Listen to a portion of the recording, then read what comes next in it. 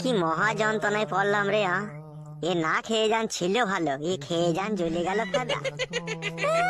চলে গেলাম নাকি? তো বিয়ে করতে কে বললাম ওকে? আমি বলেছিলাম তুমি ওকে বিয়ে করো।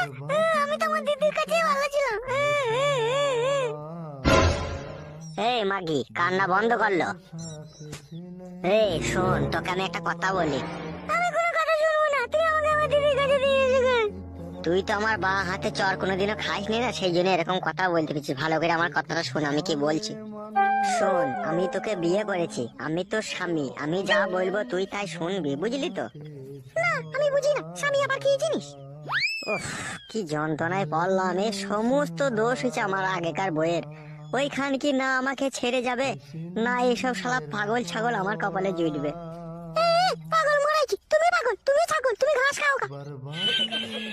শোনো বউ, কাছে এসো, একটা কথা শোনো, আমার পাশে এসো।